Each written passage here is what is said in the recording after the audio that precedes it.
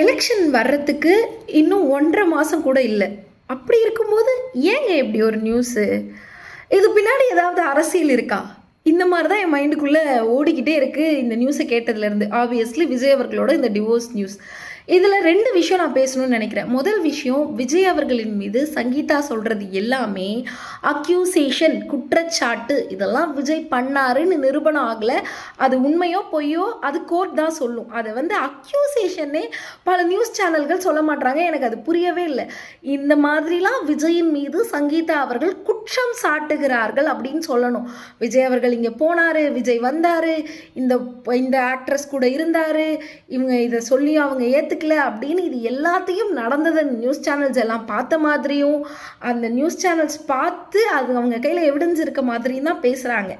இது ஒரு பக்கம். இன்னொரு பக்கம் என்ன அப்படின்னா, இந்த காலகட்டத்தில் எஸ்பெஷலி இந்த 2026 இந்த பாஸ்ட் 6 இயர்ஸ்லேயே எவ்வளோ பேர் டிவோர்ஸ் வாங்கியிருக்காங்க. I don't want mention there name. அவ்வளோ செலிப்ரிட்டிஸ் டிவோர்ஸ் வாங்கியிருக்காங்க. பட் எல்லாமே மியூச்சுவல் கன்சர்னாக, நீ போறியாமா, சரி நானும் போகிறேன், மியூச்சுவலாக பிரிஞ்சிருவோம், இதுதான் நான் பிரச்சனை, சரி போயிட்டு வா அப்படின்னு ஆளுக்கு ஒரு பக்கம் போகிற நியூஸை நாமளே நிறைய பேசியிருக்கோம். எல்லாருமே செலிப்ரிட்டிஸ். அப்படி இருக்கும்போது ஏன் விஜய் அவர்கள் கிட்டத்தட்ட 2021லேருந்து இவங்க இந்த பிரச்சனையில் ஒரே வீட்டில் சைலண்ட்டாக இருக்காங்கன்னெலாம் சொல்கிறாங்க. ஏகப்பட்ட விஷயங்கள் இவங்க அக்யூஸ் பண்ணுறாங்க. அப்படி இருக்கும்போது ஏன் மியூச்சுவலாக இவங்க 2 பேரும் டிவோர்ஸ் வாங்கலை? அழகாக இவ்வளோ பிரச்சனை, உனக்கு இந்த மாதிரி ஒரு லைஃப் வேணுமா, எனக்கு இந்த மாதிரி ஒரு லைஃப் வேணும், மியூச்சுவலாக டிவோர்ஸ் வாங்கிட்டு போயிடலாம், எந்த பிரச்சனையும் இல்லாமல் போயிடலாம் அப்படின்னு ஈஸியாக போயிடலாமே.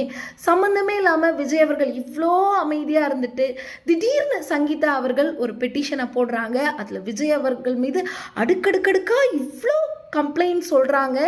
இதை பார்க்கும்போது ஏன் விஜய் அவர்கள் சைலண்ட்டாக இருந்தாருன்னு ஒரு கேள்வி எனக்கு தோணுது. அது முன்னாடியே டிவோர்ஸ் கொடுத்து இந்த பிரச்சனையை முடிச்சு விட்டுருக்கலாமே அப்படின்னு தோணுது. 2வது விஷயம், இது பின்னாடி ஏதாவது பாலிடிக்ஸ் இருக்குமா? சம்மந்தமே இல்லாமல் எதுக்குப்பா இந்த 1.5 மாதம் எலெக்ஷனுக்கு முன்னாடி மக்களுடைய தலைவராக உண்மையாகவே நிறைய பேர் விஜய் அவர்கள் நினைக்கிறாங்க. விஜய் அவர்கள் தான் அடுத்த சிஎம், அவர் தான் எல்லாம் நான் சொல்லலை. நிறைய பெண்கள் அவர் சிஎம்மாக வந்தால் நல்லாயிருக்கும் அப்படின்னு ஒரு சில பெண்கள் ஆள் இருக்காங்கன்னு வச்சுக்கோங்க.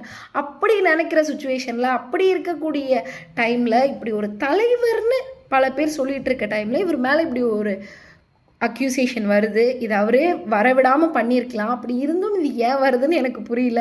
இந்த கொஷின் என் மைண்டுக்குள்ளே ஓடிட்டே இருக்குது. Of course Vijay won't answer for those questions. At least Vijay ஃபேனாக நீங்கள் இதை பார்த்துட்ருக்கீங்கன்னா உங்களோட தாட் ப்ராசஸ் என்ன, ஏன் இப்படிலாம் நடக்குதுன்னு உங்களுக்கு தோணுதுன்றதை கமெண்ட் செஷனில் சொல்லிட்டு போங்க. அண்ட் என்னை திட்டாதீங்க, நீ எழுதி கேட்குறதுக்குலாம். எனக்கு பர்சனலாக இந்த கொஷின் என் மண்டைக்குள்ளே உதிச்சுது. சரி, அதை கேட்டு பார்ப்போம் சோஷியல் மீடியாவில் ஆன்சர் கிடைக்குதான்னு தான் நான் கேட்குறேன். உங்களுக்கு இதை பற்றி என்ன தோணுது அப்படிங்கிறத let me know in the comments.